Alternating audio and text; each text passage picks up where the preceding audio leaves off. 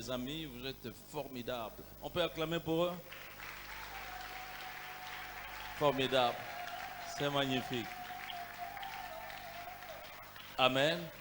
Alors je crois qu'il y a un technicien qui doit nous mettre les micros avec tige parce que l'enseignant veut rester avec le micro là, avec la tige, pour être concentré dans son message. Donc essayez de régler ça. Comment on va faire? Vous savez mieux le faire. Amen. Alors, Pasteur Michel, je suis en train de recevoir beaucoup de bonnes réactions. Les gens sont tellement touchés par les choses que vous êtes en train d'enseigner. De façon pragmatique, simple, mais qui rencontre justement nos réalités. Nous sommes comblés. Je sais qu'en quelques séances, c'est difficile. Vous avez un paquet de choses. Mais ce qui sort, c'est ce que Dieu a préparé pour nous.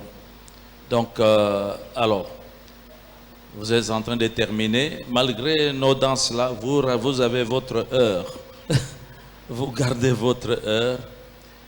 Libérez-nous. Nous avons un auditoire spécial, un auditoire de beaucoup d'humilité. Enseignable. Nous acceptons d'être remodelés, d'être ravivés pour être plus efficaces pour l'œuvre de Dieu. Dieu vous a oint spécialement en tant qu'intervenant principal dans cette conférence. Je pense que si tout le peuple est d'accord avec moi, alors que Pasteur Michel s'approche, nous allons acclamer le Seigneur. Je vous en prie.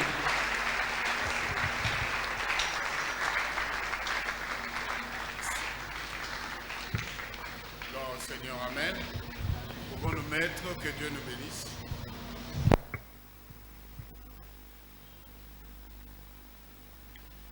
Nous bénissons le Seigneur parce qu'aujourd'hui, nous allons terminer en attendant les autres occasions. Nous bénissons le Seigneur pour cela.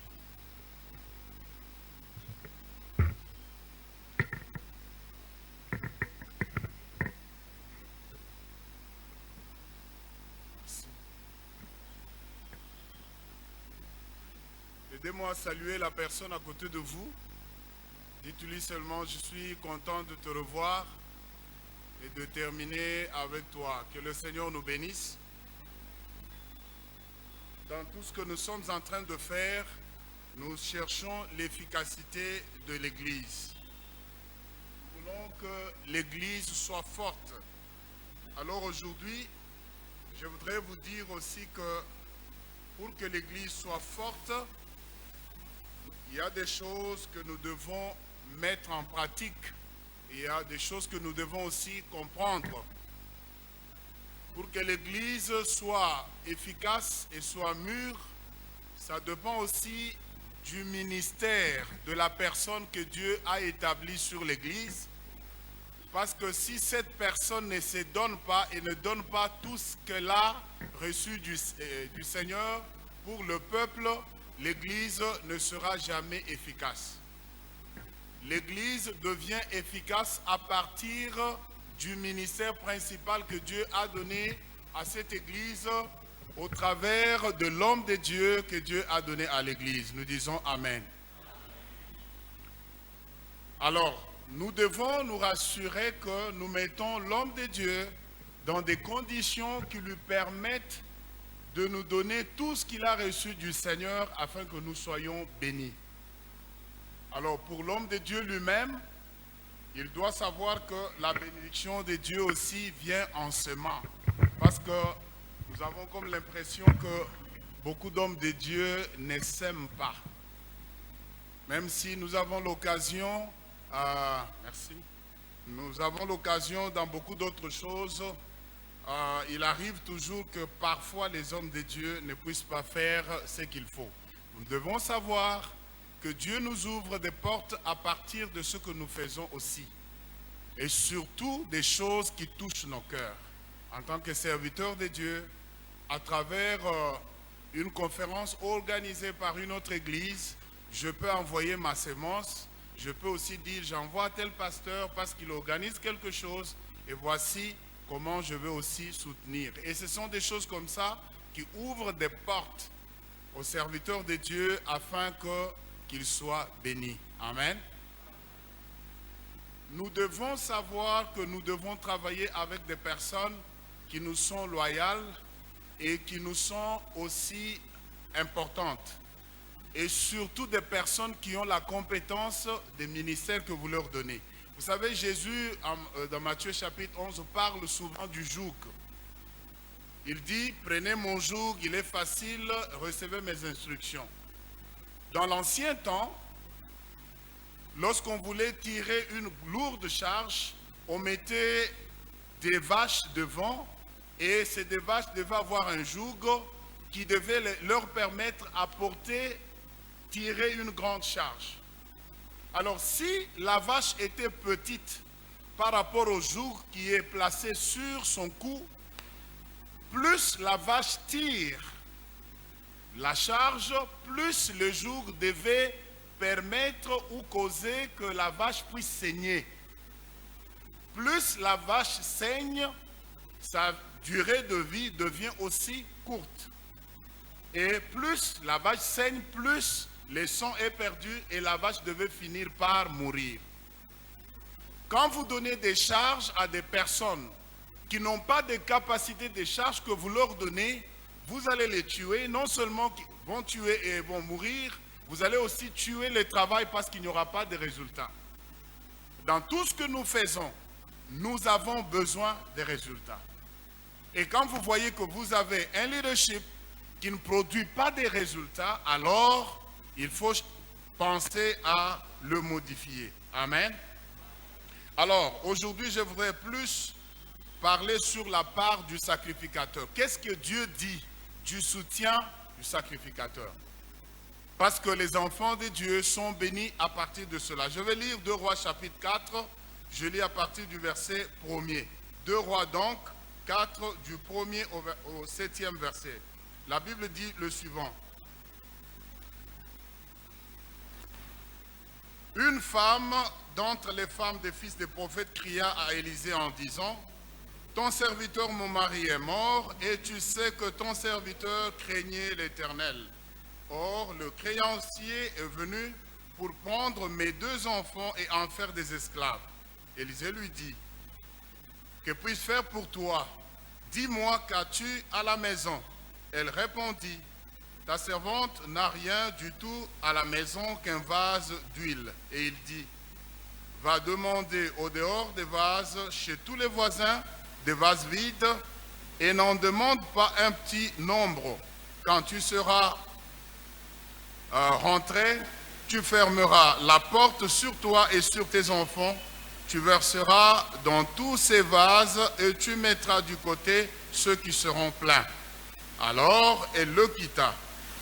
Elle ferma la porte sur elle et sur ses enfants, lui présentait vases. Et elle versait. Lorsque les vases furent pleins, elle dit à son fils, « Présente-moi encore un vase. » Mais il lui répondit, « Il n'y a plus de vase. » Et l'huile s'arrêta. Elle alla le rapporter à l'homme de Dieu et lui dit, « Va vendre l'huile et paye ta dette, et tu vivras, toi et tes fils, de ce qui restera. » Amen. Amen. Vous savez, le problème que nous avons est que beaucoup de serviteurs de Dieu se trouvent dans ces conditions. Non seulement à leur mort, mais dès leur vivant aussi, ils se retrouvent dans ces conditions. Ça, c'est un homme dont la femme donne un témoignage de la sainteté et de la crainte de Dieu. Et vous savez, lorsque vous avez une femme qui fait un témoignage comme celui-ci, c'est-à-dire que cet homme craignait le Seigneur. Mais regardez la personne qui a vécu, qui a eu la crainte de Dieu, qui a servi le Seigneur loyalement, mais regardez les conditions dans lesquelles la personne meurt et laisse sa famille derrière. Cette famille est laissée dans un état où elle n'avait rien à manger, alors que son serviteur, son mari était un grand homme de Dieu et il craignait le Seigneur. Je crois que si chacun de nous pouvait se poser cette question aujourd'hui, admettons que vous mouriez aujourd'hui même, dans quelles conditions serait votre famille? Évidemment, nous ne sommes pas là pour toutes ces choses, mais du moins nous avons une femme et des enfants qui dépendent de ce que nous faisons, et selon Dieu, nous avons le devoir de pourvoir à leurs besoins sociaux. Ça, c'est un serviteur de Dieu qui craignait le Seigneur, mais qui meurt et laisse sa famille dans des conditions qu'il ne pouvait jamais pousser son enfant à désirer être enfant d'un serviteur de Dieu. Beaucoup de serviteurs se trouvent dans ces conditions. Après avoir servi le Seigneur, après toutes les gloires qu'ils ont eues, nous laissons nos familles dans ces conditions. Et nous allons voir comment nous pouvons répondre à ces situations. Moi, je dis souvent aux chrétiens, Dieu pense beaucoup à l'homme. Parce qu'avant d'accomplir de grandes œuvres, Dieu a cherché à les accomplir avec un humain. Souvent, nous prenons parfois beaucoup de soin à avoir de beaux micros, de microphone stands, mais nous oublions la personne qui doit parler au micro. Et cela peut faire qu'à la mort de cet homme de Dieu, dont tout le monde a un bon témoignage, qu'il laisse aussi sa famille dans des conditions pareilles. Heureusement, l'homme de Dieu avait de bonnes relations avec des personnes en dehors de son église. Ce qui a sauvé la vie de cette femme et de sa famille, c'était leur relation que l'homme de Dieu entretenait avec d'autres serviteurs en dehors de son œuvre. C'est très important en tant que serviteur de Dieu que vous ayez de bonnes relations avec les autres serviteurs. Le meilleur serviteur de Dieu sur la terre, ce n'est pas seulement vous. La meilleure église n'est pas seulement la vôtre. Entretenez de bonnes relations avec les serviteurs de Dieu en dehors de votre église. Parce que malheureusement, dans la plupart des cas, lorsque le pasteur meurt, c'est son église qui commence d'abord à attaquer sa femme et ses enfants. Pourquoi? Parce que peut-être le pasteur qui veut le remplacer ne veut plus voir de cette présence-là pour qu'il soit libre. Voilà pourquoi il est très important, je vous ai dit, quand vous travaillez avec des serviteurs et des fils, aux serviteurs on donne le salaire. Mais l'héritage, ça doit aller au fils. Parce que si le fils prend l'héritage, il pensera aussi à sa mère. Et c'est très important. Amen. Alors, pour faire face à ces choses, l'Église doit s'organiser pour savoir que peut-être à la mort de cet homme de Dieu, tout ce qu'il nous aura laissé, ça ne sera que l'œuvre de Dieu. Il a travaillé toute sa vie pour cela. Il n'a pas bâti des compagnies ou des écoles par-ci, par-là, mais il nous a laissé le ministère. C'est là où il a donné toute sa vie, toute sa jeunesse est partie au ministère. Qu'est-ce que Dieu recommande à l'Église vis-à-vis de ses serviteurs? Ça ne sera jamais une bonne chose. Malheureusement pour les uns, c'est même pendant leur ministère, leur existence, que déjà la famille est dans des conditions pareilles. J'étais en Bujimaï. Alors comme je parlais plus avec les enfants du pasteur m'ont dit, pasteur, moi pour devenir pasteur, au lieu de devenir pasteur, il faut que je devienne même cordonnier. Pourquoi? Il a donné beaucoup de raisons. Et l'une des raisons aussi, il a dit, moi j'ai vu les gens de l'église injurier mon père.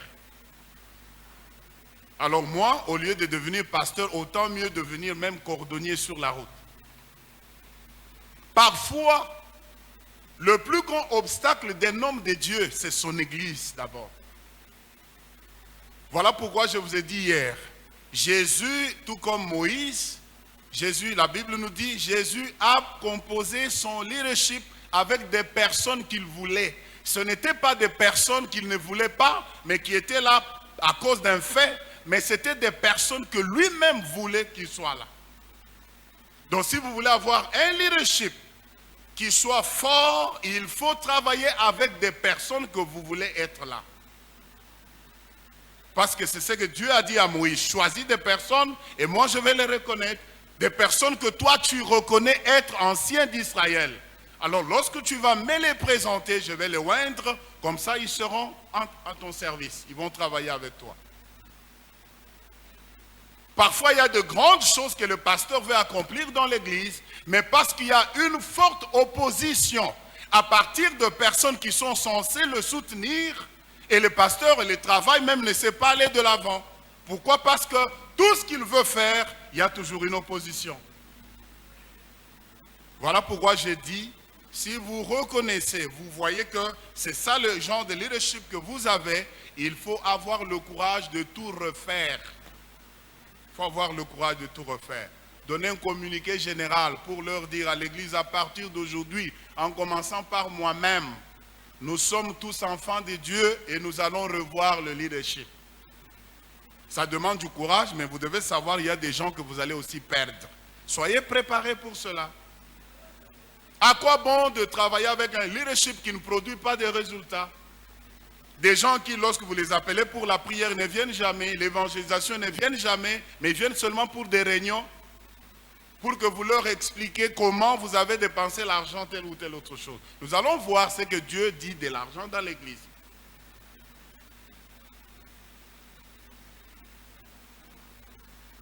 Hébreux 5.4 nous montre que vous allez trouver beaucoup de choses dans le livre. Je ne saurais pas dire tout, mais je voudrais que vous ayez le syllabus. Vous allez trouver tout là-bas.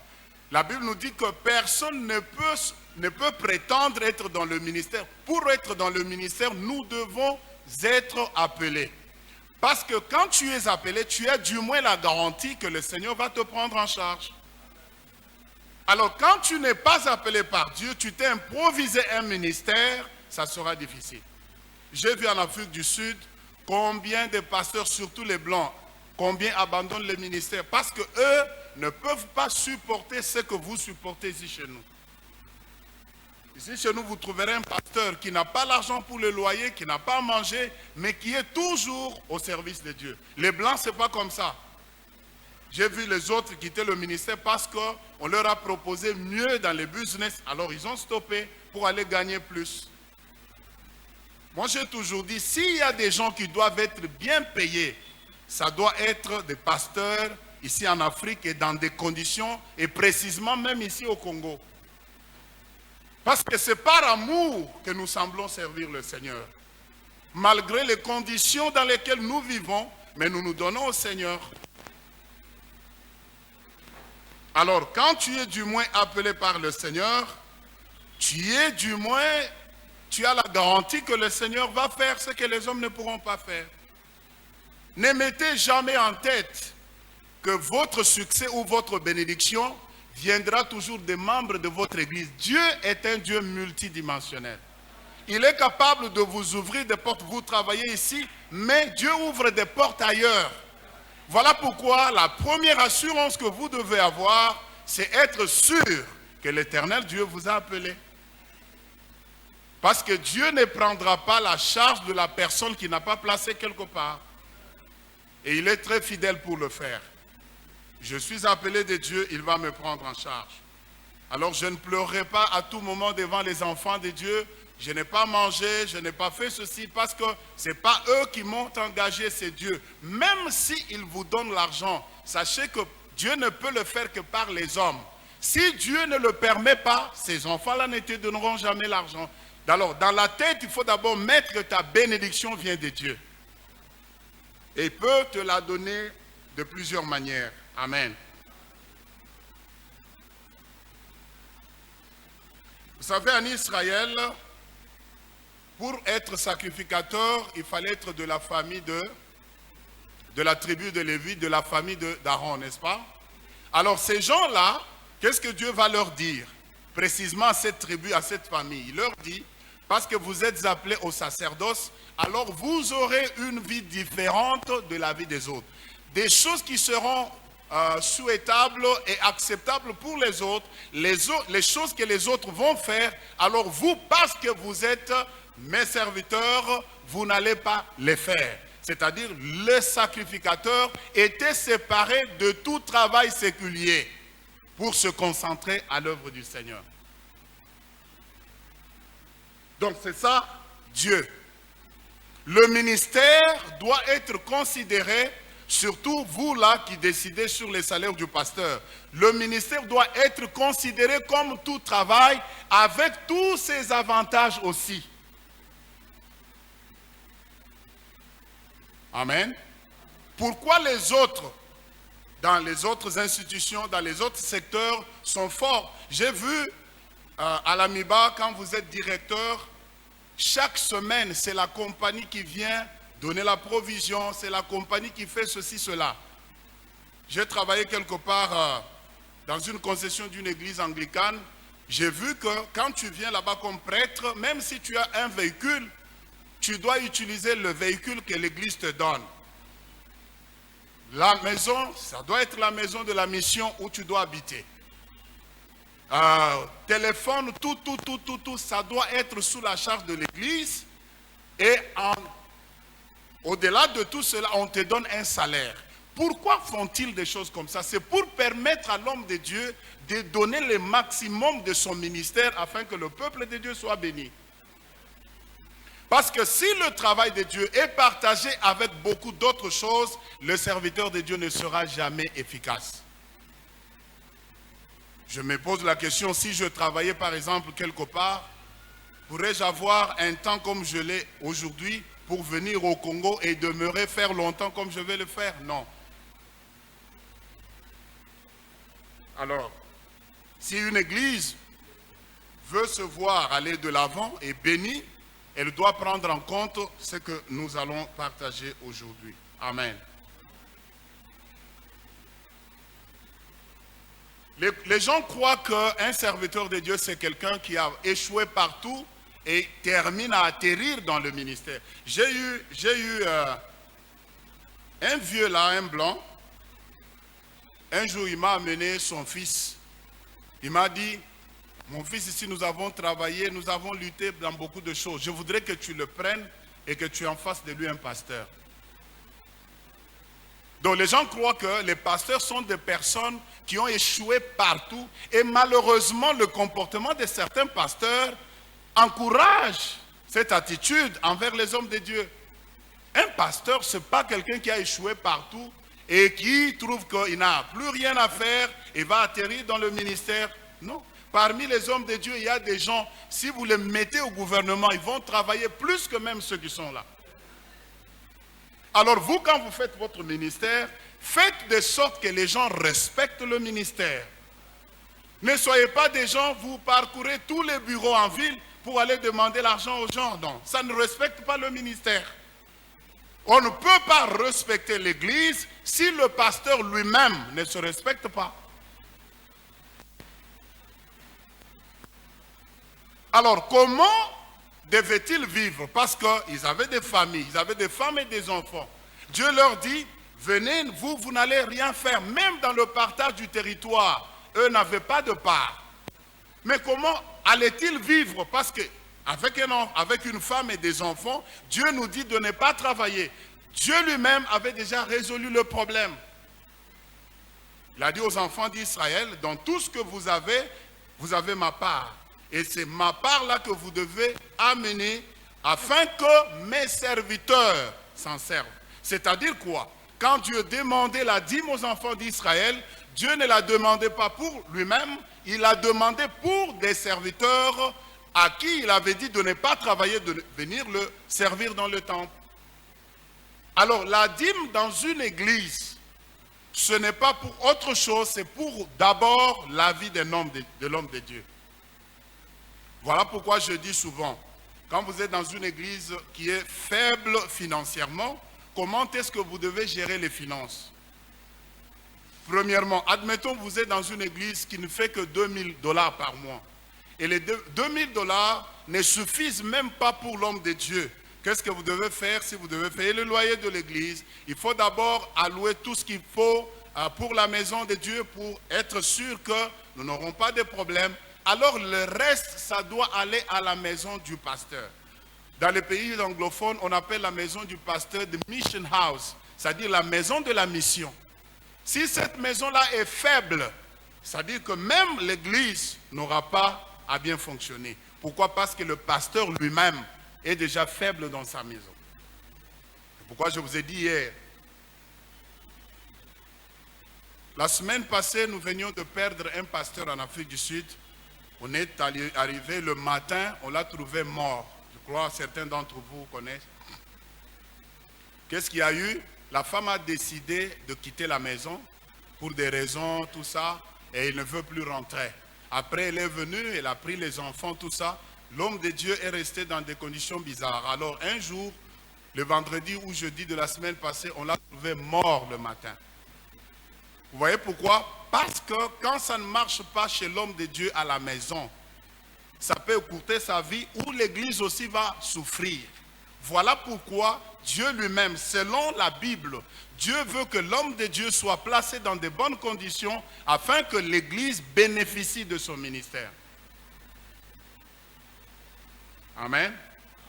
Alors, lorsque vous lisez Deutéronome 14, 27 à 29, la bénédiction des enfants de Dieu venait du fait qu'ils prenaient en charge les serviteurs de Dieu.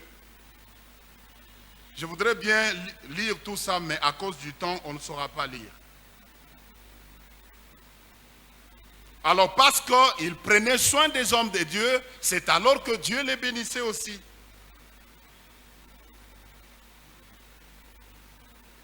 Il faut qu'il y ait une très bonne organisation. Parfois, je vois dans les églises, vous savez, il y a des gens qui conduisent, il y a des choses qui conduisent à élargir l'équipe du leadership à l'église. D'abord, vous ne pouvez pas seulement avoir plusieurs serviteurs et servantes quand il n'y a pas un besoin. Dans l'église, avoir des serviteurs de Dieu, c'est à partir du besoin que nous avons. S'il n'y a pas un besoin, vous n'avez pas besoin de promouvoir des gens à l'église ou d'alourdir votre équipe de leadership. Ça doit être à partir de besoins que vous ressentez et c'est le pasteur titulaire qui doit ressentir le besoin ou soit d'un assistant ou soit d'un département dans une église. On ne doit pas avoir des départements dans l'église parce qu'il y a les autres églises qui en ont. Nous devons aussi avoir les mêmes départements. Non. Donc, chaque église a des besoins qui sont différents de celles des autres, d'une autre église. Alors, je ne peux pas, peut-être je trouve qu'ici, le département, je ne sais pas, du social ou des mamans n'est pas important. C'est au pasteur titulaire de décider sur cela. Si on a besoin de cela, je vais choisir des personnes qui ont la taille de soutenir ou de tirer la charge. Pour que ces gens-là ne meurent pas et ne causent pas aussi problème à l'œuvre de Dieu. Pourquoi vous verrez dans le syllabus à la page 23. Dans l'église primitive, la croissance du leadership était progressive et proportionnelle à la croissance quantitative de l'église. Au moment où ils élargissent le leadership, il y a eu au moins 5 vagues de croissance quantitative. C'est-à-dire, beaucoup de gens sont venus. Dans Acte 1,14, nous avons au moins, plus ou moins 120 personnes. Et lorsque vous allez Acte 2,41, 3120 personnes. Acte 4,4, 5000 et Acte 5, de plus en plus. Et le nombre croissait, comme on dit dans Acte 6,1. Et c'est alors qu'ils sont arrivés à dire, ok, au moment où nous sommes maintenant, la taille de l'église, nous devons avoir des diacres. C'était suite à un besoin et suite à la croissance. Parfois, vous trouvez une église de 40 personnes, déjà avec 4-5 pasteurs. Une église de 150 personnes peut être dirigée par un seul pasteur avec le chef de département. C'est-à-dire, vous verrez, je ne sais pas dans quelle page, où j'ai fait 2 croquis là, qui vous montrent le leadership ou l'organisation d'une grande église. Page 30, et vous verrez aussi quelque part où nous avons notre pour une petite église. C'est-à-dire, le pasteur lui-même peut travailler avec les chefs de département et directement, il répond au pasteur. l'église et l'organisation de l'église, c'est avec le temps et avec la croissance. N'ayez pas beaucoup de personnes juste pour les avoir à l'église. Jésus avait rétréci son équipe de leadership pour travailler efficacement. Parce qu'à un certain moment, quand vous avez une très grosse équipe, parfois le travail ne se fait pas normalement. Il faut passer par tel, il faut passer par tel, il n'est pas là, il était au travail, le téléphone était déchargé, il faut attendre demain pour une petite décision dont la nécessité est présente. Il faut attendre. Et parfois, vous allez voir que dans certaines églises, le pasteur n'a pas son pouvoir, n'exerce pas son pouvoir selon que le Seigneur lui a donné. Tout ça, pourquoi? Parce que l'équipe est tellement large que des choses qui pouvaient se faire dans une minute vont prendre au moins 2-3 jours. Et tout ça, c'est le pasteur qui doit revoir son équipe pour voir, avec cette équipe, sommes-nous en train de faire le travail ou nous devons rectifier nos tirs? Amen. Alors, l'homme de Dieu n'est pas, surtout les pasteurs titulaires dans une église, le premier sacrifice que vous devez consentir pour faire l'œuvre de Dieu, c'est d'abord vous détacher de tout pour être à temps plein dans le ministère. Et c'est un sacrifice. Et on vous dira qu'il y a ceux qui l'ont fait et qui ont vraiment vécu, acquis vraiment des expériences qu'ils peuvent partager avec nous. Pourquoi? Parce que l'église ne peut pas aller de l'avant si toi-même, en tant que pasteur, tu n'as pas le temps pour le travail. Les gens vont parler de Paul qui a fait des tentes. Parlons-en quand même. Actes chapitre 18. Paul arrive à Corinthe. Il trouve un couple qu'il avait connu bien avant. Et il va, comme le couple faisait aussi des tentes, c'était un métier. Vous savez, en missiologie, lorsqu'on vous envoie pour commencer une église quelque part, on dit que vous devez avoir un métier. Pourquoi devriez-vous avoir un métier? Parce qu'il peut arriver que l'église qui vous envoie ne soit plus capable de vous soutenir. Alors vous pouvez aussi vous référer à votre métier pour faire quelque chose pendant un temps. Ou soit, les premiers contacts ou les premières personnes que vous allez gagner à Christ, c'est à travers le métier que vous avez. Admettons, vous êtes mécanicien. Vous allez quelque part pour commencer l'église. Et vous leur dites que vous êtes mécanicien, vous pouvez faire ceci, cela. Tous les clients qui viennent, ce sont les premières personnes à qui vous allez donner la parole de Dieu. Mais quand vous arrivez, vous lisez par exemple Actes chapitre 18, vous allez voir que Paul n'a pas fait longtemps en faisant des tentes. Ça se justifie. Vous allez quelque part, c'est une famille qui vous reçoit. Elle fait un certain métier que vous connaissez aussi. Vous vous dites, ok, je ne peux pas rester comme ça. Pour avoir les unités, il faut que quelqu'un achète. Pour faire ceci, laissez-moi d'abord faire aussi ce qu'ils font. Et c'est comme ça que Paul a commencé. Mais quand vous lisez le verset 5, la Bible nous dit que lorsque Timothée, je crois, et Silas sont venus de la Macédoine, qu'est-ce que Paul a fait? Il a totalement arrêté les tentes pour se donner entièrement au ministère. La Bible dit, mais quand Silas et Timothée furent arrivés de la Macédoine, il se donna tout entier à la parole, attestant aux Juifs que Jésus était le Christ. Philippiens chapitre 4, verset 15. Vous le savez vous-même, Philippiens, au commencement de la prédication de l'Évangile, lorsque je partis de la Macédoine, aucune église n'entra en contact avec moi pour ce qu'elle donnait et recevait. Vous fûtes les seuls à le faire. Et il va dire encore plus loin, il va dire que j'ai dépouillé beaucoup d'autres églises en recevant d'elles mon salaire pour vous servir. Ça veut dire quoi? Pendant que Paul faisait les tentes à Corinthe avant de commencer l'église, Paul recevait le code Western Union chaque mois. C'est-à-dire pendant qu'il est en train de faire les tentes là, il a un code de Western Union. Et après ça, il va récupérer l'argent. Et il y avait des gens à tout moment qui faisaient, ils parlent du salaire. Le salaire, c'est pour un travail, c'est quelque chose qui est mensuel, peut-être, ou hebdomadaire, mais généralement mensuel. Ça dit que c'est quelque chose que Paul recevait chaque mois, pendant qu'il était chez les Corinthiens en train de faire les tentes. Il y avait les églises de la Macédoine qui s'étaient organisées en termes de salaire.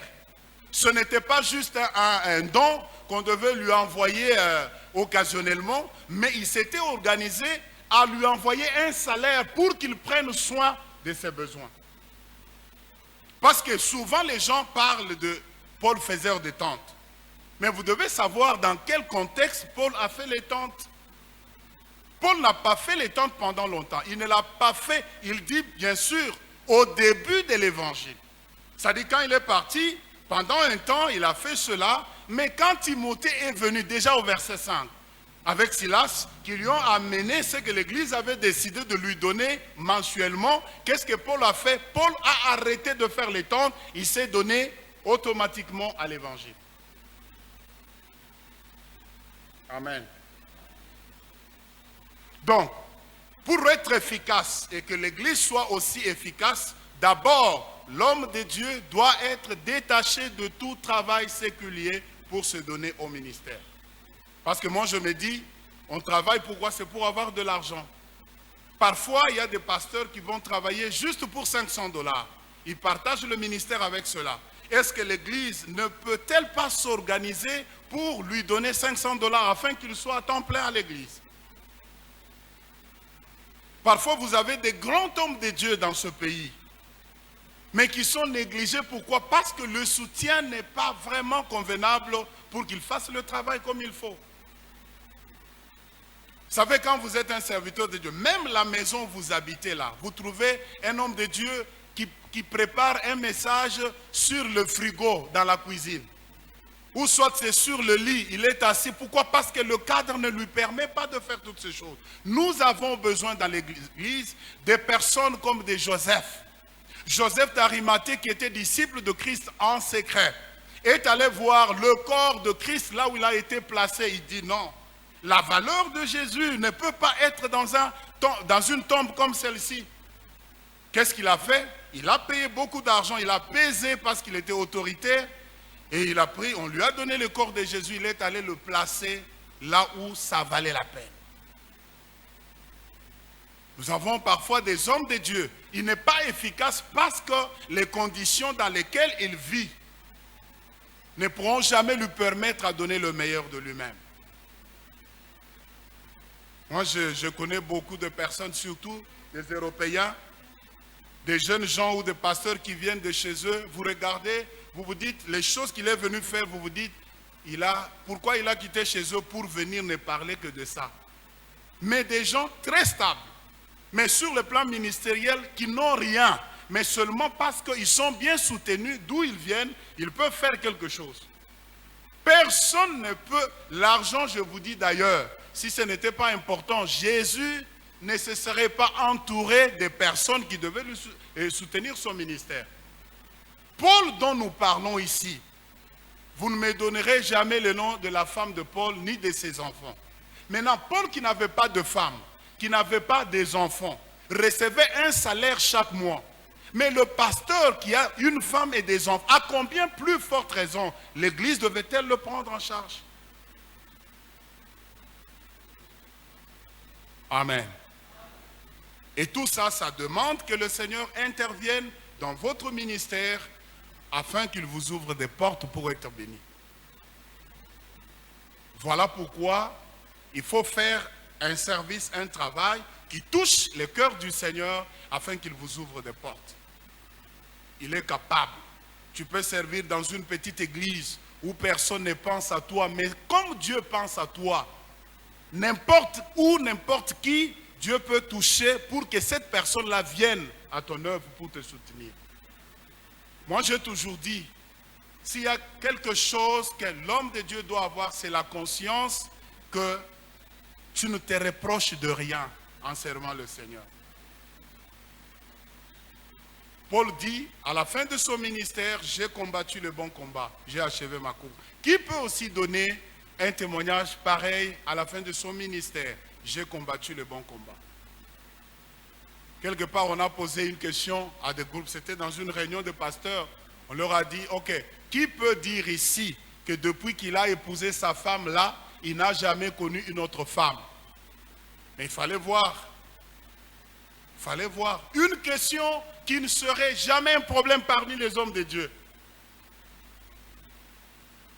Admettons que tout ce que vous faites, c'est l'œuvre du Seigneur. Mais vous n'êtes pas en communion avec ce Seigneur-là. Il n'admet pas votre manière de vous comporter. D'où viendra votre secours? Vous avez tout intérêt à marcher dans la droiture, à marcher dans la crainte de Dieu, afin que ce Seigneur-là approuve votre ministère. Il y a parfois des choses, moi je regarde parfois certains pasteurs, je me dis, il s'ensorcelle lui-même. Tu n'as aucun soutien, ta famille ne peut même rien faire pour toi. Ton seul soutien, c'est Dieu. Pourquoi tu les déshonores dans ton comportement? Ta femme n'est pas à l'aise à cause de ton comportement. Ta femme a trop de problèmes avec les femmes de l'église, les filles de l'église, à cause de toi en tant que pasteur. Mais tu attends ton secours de la part de Dieu. Il faut avoir un temps où vous vous asseyez et vous dites, où suis-je en train de partir? Dois-je terminer mon ministère seulement comme ceci, ou il y a des choses que je dois rectifier? Si ça ne marche pas à la maison, je vous dis, ça ne marchera jamais dans le ministère. Voilà pourquoi le pasteur doit tout faire pour que sa femme le soutienne dans le travail que vous êtes en train de faire. Vous savez, je vous ai dit hier de cette maman pasteur qui s'assied là-bas pendant que les gens acclamaient tout ça. Le pasteur regarde et il dit, moi je vais regarder ici. Maintenant le pasteur, qu'est-ce qu'il va, il va dire? Dis à ton voisin, ton attitude ne m'intimide pas. Et quand il dit des choses comme ça, c'est indirectement sa femme. Or, c'est maman pasteur et papa pasteur qui comprenaient ce qui se passait. Les autres répétaient naïvement, mais eux deux comprenaient ce qui se passait. Moi, je dis parfois, il y a des mamans pasteurs qui souffrent. Vous savez, nous pasteurs, nous devons savoir que bien que nous soyons pas... D'ailleurs, dans les priorités du ministère, il y a un cours que je donne sur la théologie pastorale. Il y a au moins 7. Dans la vie du pasteur, avant l'église, c'est d'abord Dieu, sa femme, ses enfants, et l'église vient en 4e position. Dieu, ta femme, tes enfants et l'église. Parce que la Bible nous dit dans 1 Timothée 3, si tu n'es pas capable de prendre soin de ta famille, qu'est-ce que la Bible dit le suivant? Tu ne sauras pas prendre soin de l'église de Jésus.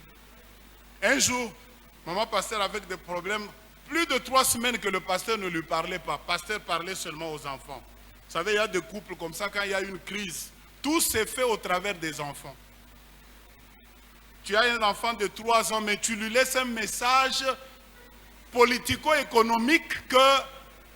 Non, quand papa va venir, tu vas lui dire, je suis allé, il y a eu inflation, je veux partir. L'enfant de 3 ans, il va reporter tout. Tout ça, maman pasteur est là. Quand on vient chercher le pasteur, tous les messages que le pasteur a laissé à l'enfant, c'est ce que maman pasteur dit aux visiteurs. C'est pour dire que papa pasteur parle à maman pasteur au travers de l'enfant. Donc, quand ça ne marche pas dans votre foyer, je vous dis, ça ne marchera pas non plus dans le ministère. Il y a certaines choses qui ne sont même pas de grandes choses. Je vais vous dire une chose. Si vous prenez par exemple un éléphant, un petit éléphant, vous le faites entrer dans ce temple à partir de cette entrée, cette porte. L'éléphant entre ici, vous le nourrissez, l'éléphant prend du poids. Le jour où vous allez, après avoir pris du poids, le jour où vous voudrez le sortir, comme il aura déjà pris du poids, ça va demander peut-être qu'on détruise la porte pour le sortir. C'est comme ça avec des problèmes que nous avons dans nos foyers et dans l'église que nous ne voulons pas traiter à l'amiable. Il y a des gens, surtout les mamans pasteurs, je m'excuse, ou surtout les mamans en général. Les hommes oublient facilement. Mais maman peut garder un problème peut-être de 10 ans dans le cœur. Et c'est de là que viennent parfois beaucoup de maladies. Parce que le cœur n'est pas conçu pour traiter, garder trop de problèmes. Un jour, un homme envoie l'argent à sa maman sans dire à sa femme. Maman prend le téléphone, appelle son fils. Son fils était, je crois, dans la salle de bain. C'est sa belle-mère qui prend le téléphone, sa belle-fille qui prend le téléphone. Vous savez, le maman, quand elle a déjà reçu le code, elle est contente. Elle ne se demande même pas qui a pris le téléphone. Elle a parlé. Merci beaucoup pour l'argent que tu m'as envoyé, tout. Maman passait à garder. Quand papa sort, il a gardé après quelques jours. Il va dire, chérie, tu vois le jour où tu m'avais dit que tu n'avais pas l'argent là où tu avais envoyé l'argent à ta maman. Tu avais envoyé par quelle agence? Parce que moi je voudrais aussi, peut-être après une année, quand Dieu va me bénir, que j'envoie aussi à ma mère.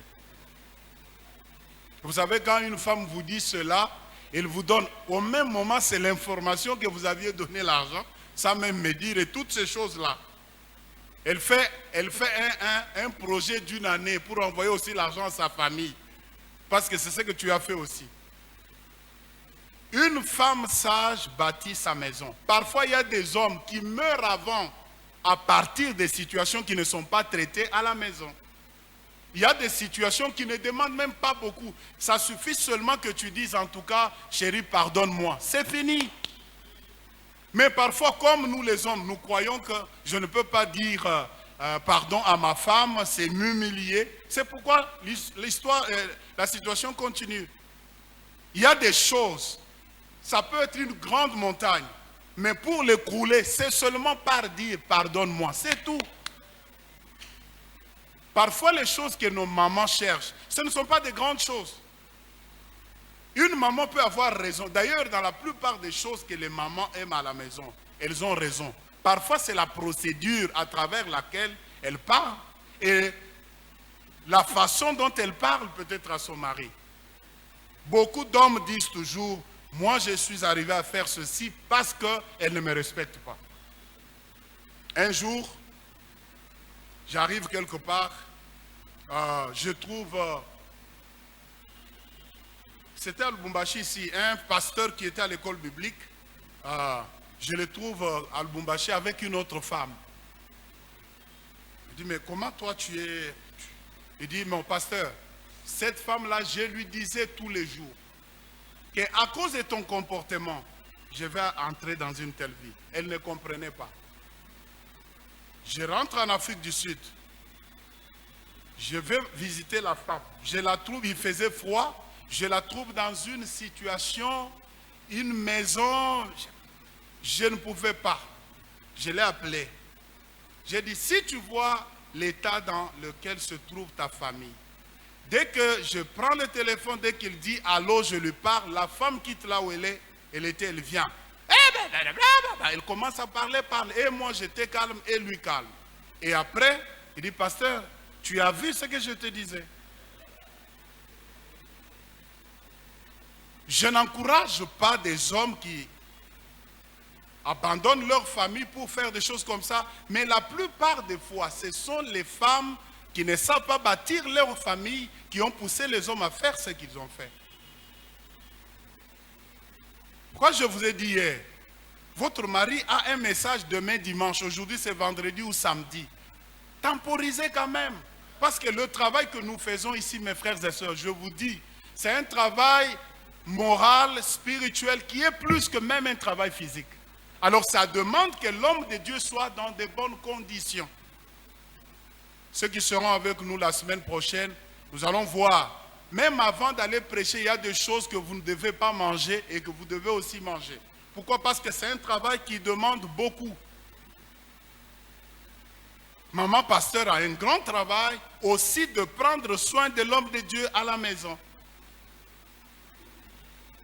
Amen. Pourquoi Paul a-t-il travaillé? Je vous ai donné quelques citations de quelques rabbins là, des principes rabbiniques que je ne vais pas lire. La première chose, plusieurs raisons justifient cet acte volontaire de la part de l'apôtre Paul.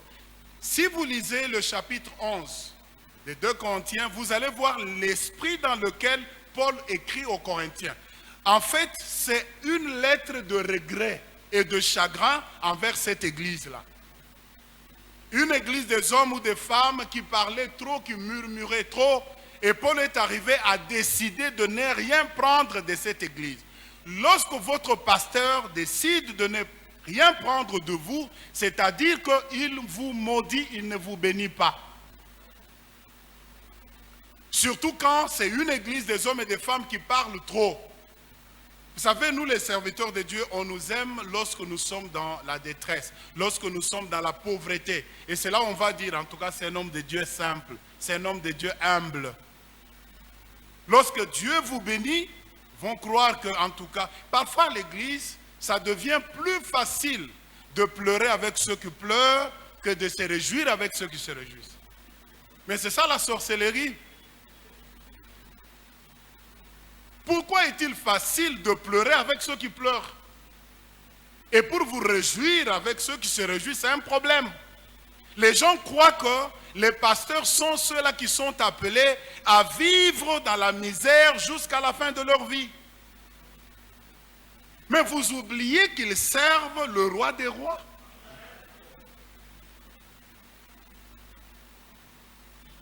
Tout ce que nous donnons dans la maison de Dieu, là, surtout les dîmes, vous devez savoir que Dieu a demandé cela d'abord pour les serviteurs qu'il a appelés et qu'ils ne doivent pas faire autre chose. Parce que si le pasteur, même la Bible nous dit, nous n'avons pas toujours tout le temps de lire, 2 Corinthiens 11, vous allez trouver, Dieu dit, celui qui travaille au temple, sa nourriture doit venir d'où? Du temple, c'est ça ce que la Bible dit. Et ces choses, Paul commence à dire aux chrétiens parce qu'il est en train de justifier son ministère, comment on dit? Il est en train de défendre son ministère devant les Corinthiens qui parlaient trop. Il commence à leur dire, écoutez, si les autres gagnent quelque chose de vous, est-ce que ce n'est pas nous normalement qui devrions nous réjouir de cela? Ce n'est pas notre droit cela. Donc quand un serviteur de Dieu écrit, comme Paul est en train d'écrire là, c'est une malédiction pour le peuple de Dieu. Je connais un pasteur, un ami à moi, il est maintenant aux États-Unis. Il avait un chant. Quand il chante ce chant-là, on sait que l'église n'a pas encore payé le loyer. Lorsque vers la fin du mois, ou bien le 3, le 4, vous entendez le pasteur, alors il y a des gens qui se regardent, oh, on n'a pas encore payé le loyer. Parce qu'ils savent que ces chants-là ne se chantent pas comme ça. Je vais vous dire une chose, savez-vous que pour que l'œuvre de Dieu ou l'église qui vous attire aujourd'hui d'être membre là, pour qu'elle soit au niveau où elle est aujourd'hui, il y a eu beaucoup de sacrifices. Et ici, je ne parle pas du sacrifice de Christ, hein, parce que Paul, dans Colossiens 1, 24, il dit, ceux qui manquent aux souffrances de Christ, moi je l'achève dans mon corps. Ici, Paul ne parle pas de l'œuvre de la rédemption. Jésus a tout fait, c'est fini, tout est fini. Mais il parle des choses qui sont exigées pour que l'Église arrive quelque part. Moi, je connais mon grand frère à moi, a vendu sa parcelle pour les besoins de l'Église. Il y a des choses que les pasteurs ont faites avant même l'Église que vous ne connaissez pas. Alors aujourd'hui, quand vous voyez quelqu'un venir donner une Jeep à un pasteur, ça devient un problème. Mais vous ne savez pas ce qu'il a fait pour que l'Église arrive là où elle est. Il y a des femmes, des pasteurs qui ont tout supporté à cause de l'Évangile. Les enfants des pasteurs, parfois, les minervales sacrifiés pour l'Église. Mais aujourd'hui, quand vous venez, vous trouvez qu'aujourd'hui là, donc le pasteur n'a pas droit à tout cela. Un jour, je vais visiter, je trouve une sœur sud-africaine. Elle me dit, le gérant du bâtiment a déjà envoyé un message. Si elle ne paye pas demain matin, on va sceller le flat. Je rentre à la maison, ma femme avait son argent qu'elle voulait acheter autre chose. Elle m'a donné cet argent pour aller payer le loyer de cette sœur-là. Et ça, personne ne le connaît, ne le sait à l'église. Parce que quand le pasteur fait, il ne dit pas à tout le monde. Mais quand toi, tu fais quelque chose comme ça, le pasteur doit connaître.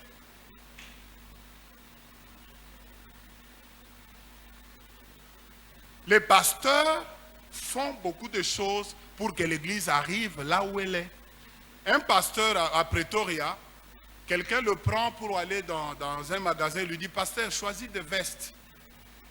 Il dit, mais en tout cas, je suis content, mais à l'église, nous n'avons pas d'ampli.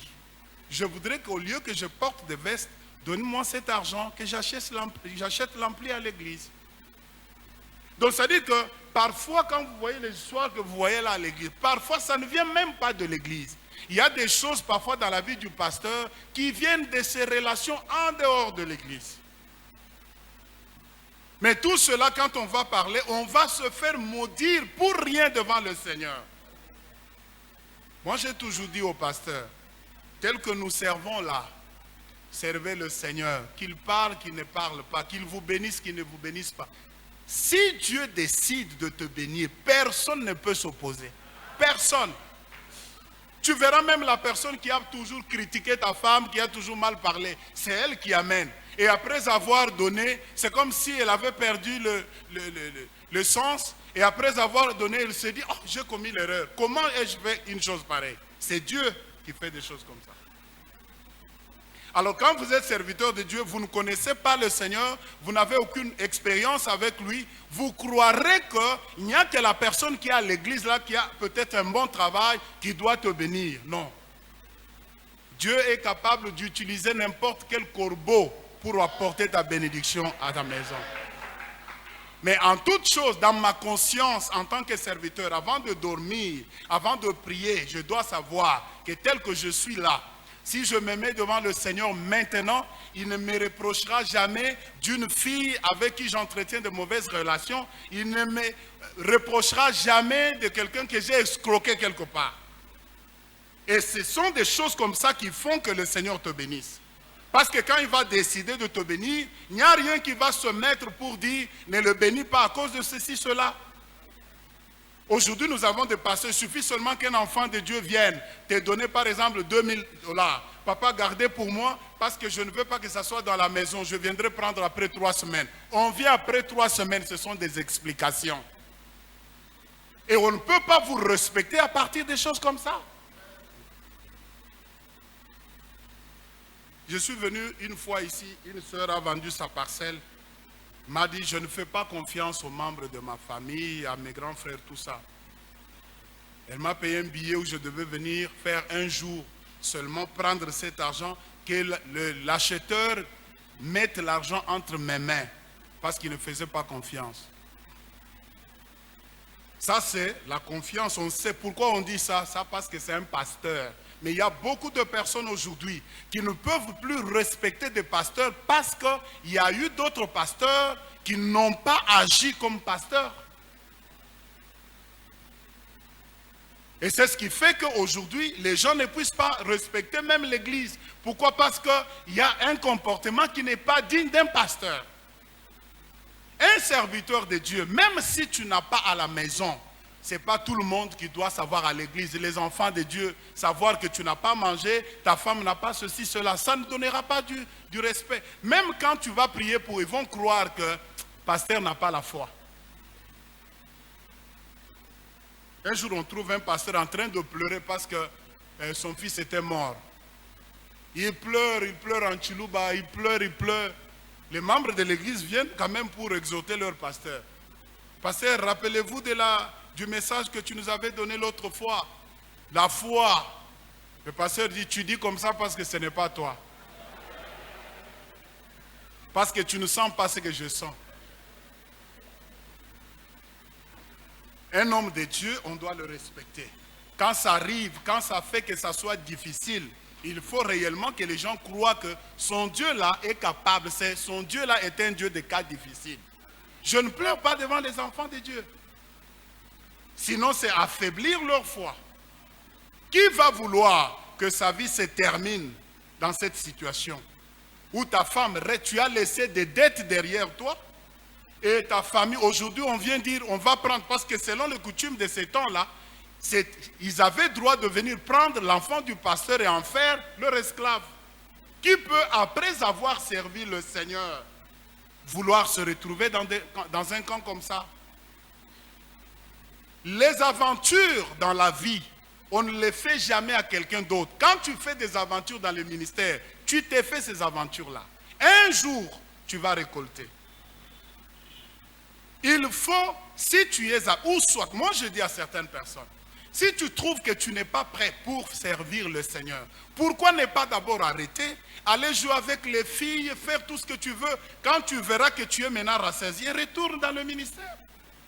Au lieu de le faire à l'église. Au lieu de le faire à l'église. Avant de venir ici, il y a quelqu'un qui me dit, c'est une fille qui avait le cancer amenée à l'église pour qu'on puisse prier pour elle. Une famille qui avait confiance à l'église. Et quand la fille arrive à l'église, c'est le pasteur de l'église qui a abusé de cette fille. Et si aujourd'hui il y a des gens qui sont incrédules, vous savez qu'il y a moyen que tu marches sur cette terre. Tu pries, tu fais des jeûnes et des prières parce que la vie ne marche pas. Mais il y a quelque chose que tu n'as pas encore confessé quelque part.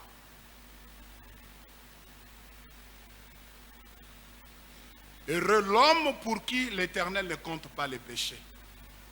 Il y a des gens aujourd'hui qui ont décidé, moi je n'irai jamais à l'église.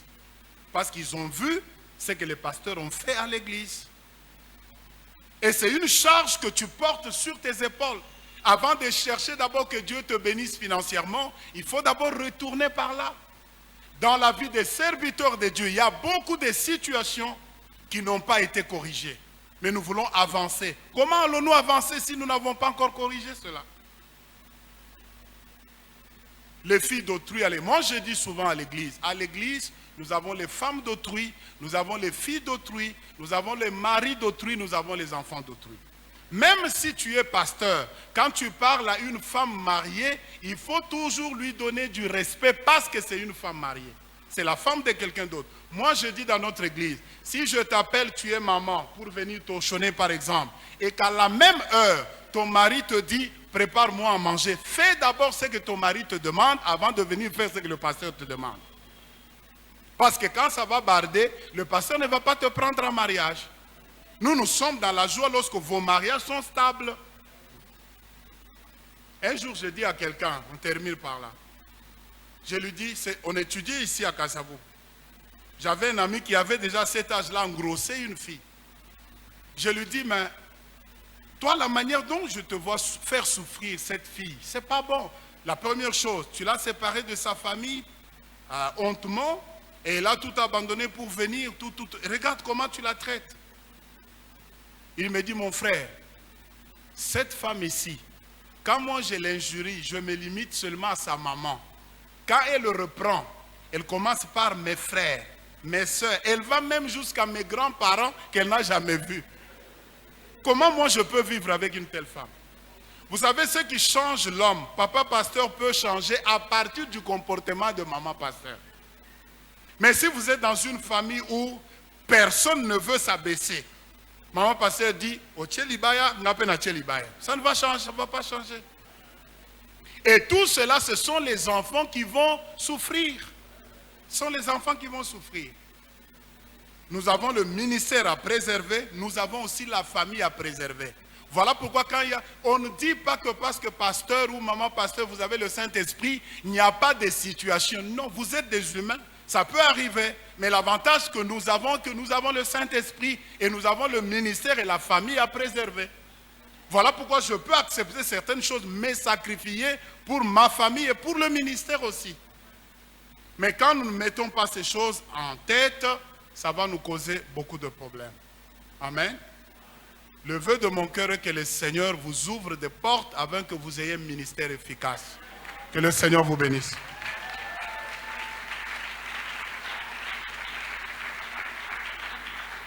Merci beaucoup, Papa Israël, pour cette semaine. Je bénis le Seigneur, j'ai été béni.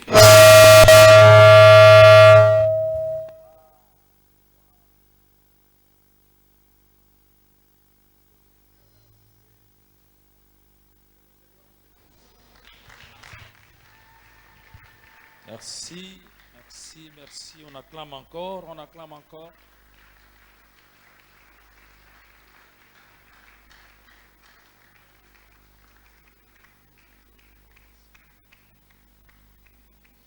Amen. Alors nous sommes bénis. Nous sommes touchés.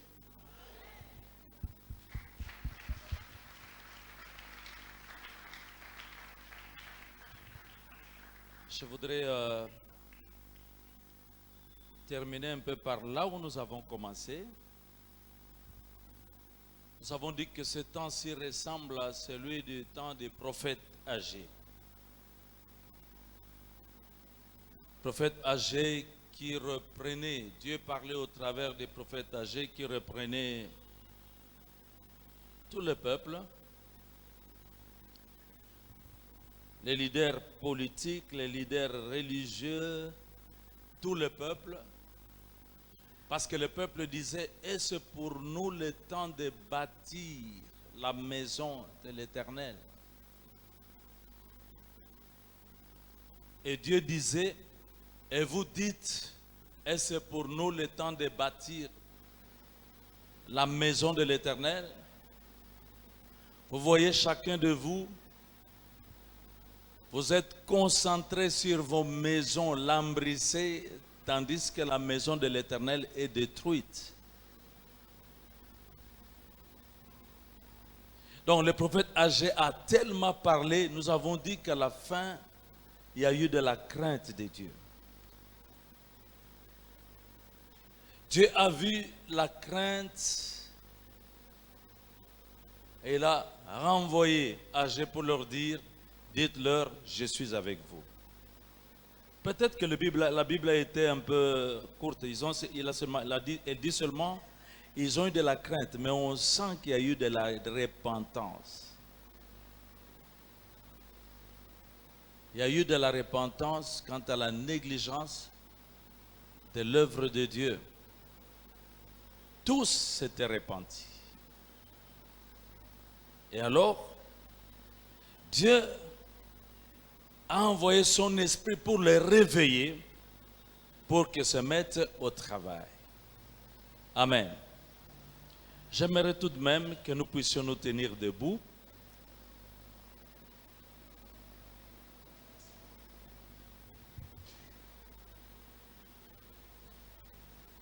Vous voyez, quand on arrive à la fin de ces enseignements, de cette conférence, à mon humble avis, le signe de crainte de Dieu, c'est que nous devions nous repentir. Ce que Dieu demande, c'est la repentance. Pardonne-nous, pardonne-moi pour la négligence, pardonne-moi pour toutes ces choses. Depuis le commencement, des choses ont été dites, mais les vrais enfants de Dieu s'inclinent pour dire, Seigneur, pardonne-moi. Pardonne-nous, Seigneur. Aide-moi. Parce que Dieu attend. La repentance, c'est le changement. L'abandon, le changement, Dieu attend maintenant que nous allions nous remettions au travail selon lui, selon son modèle. Est-ce qu'on peut prier, lever les mains chacun pour dire, pour parler au Seigneur? Dieu qui voit les cœurs, il va bien voir. On n'a pas été vraiment parfait. Nous voici, Seigneur. Nous avons entendu ta voix. Toi qui nous connais, tu as envoyé cette parole pour nous interpeller. Écoute, Seigneur, les prières de ton peuple, chacun demandant pardon pour des dérapages. Et nous, en tant que parfois bergers, conduits, nous n'avons pas été toujours des modèles. D'où l'œuvre du disciple-là n'a pas connu toute son efficacité.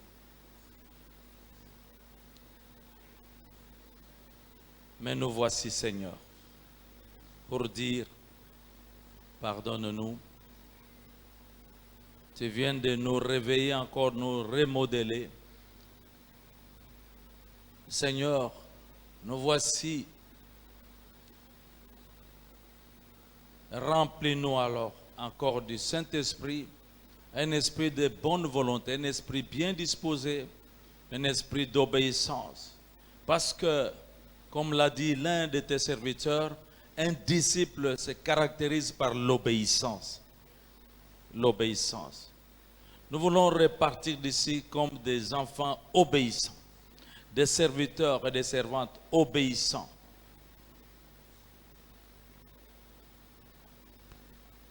Alors nous pourrons produire beaucoup de fruits, mais des fruits qui demeurent, des fruits de qualité.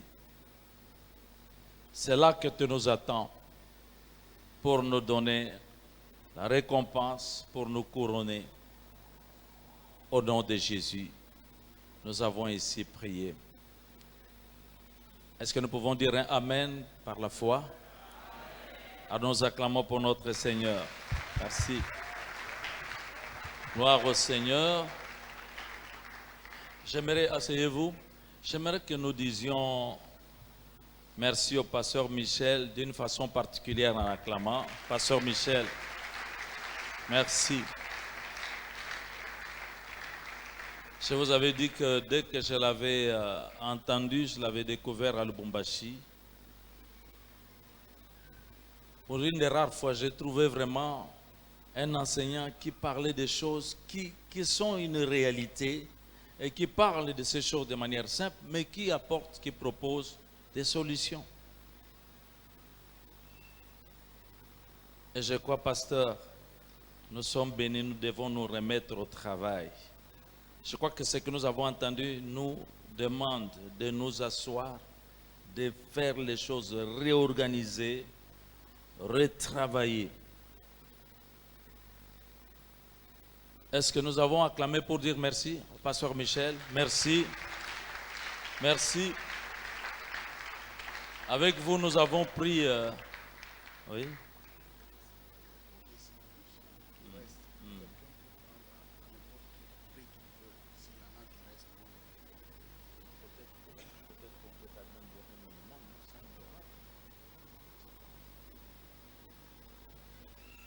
Donc pour nous, pasteur Michel,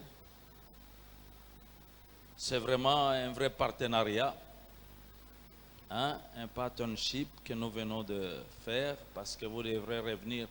Vous m'avez dit que vous serez encore ici au mois de novembre. Nous nous arrangerons parce que nous avons une liste avec des points de contact et nous allons nous organiser pour permettre que vous passiez aussi ici pour la formation, et ainsi de suite. Il y a sûrement beaucoup de questions, mais nous croyons que le Seigneur va nous aider, mais qu'il y aura aussi tout le temps l'occasion de compléter, d'ajouter, de compléter. Mais en attendant, pasteur Michel est là la semaine prochaine. La semaine prochaine, avec les cours, l'art de prêcher, mais aussi la modération, de modérer.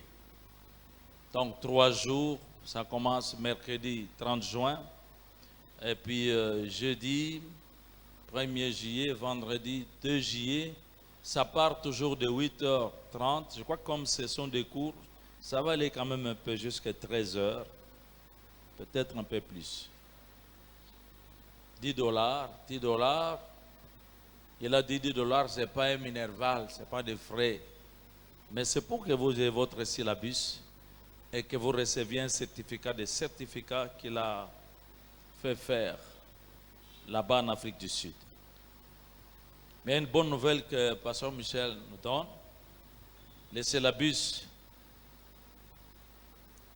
qui sont vendus à $10, vous pouvez aussi les prendre aujourd'hui, même à $5.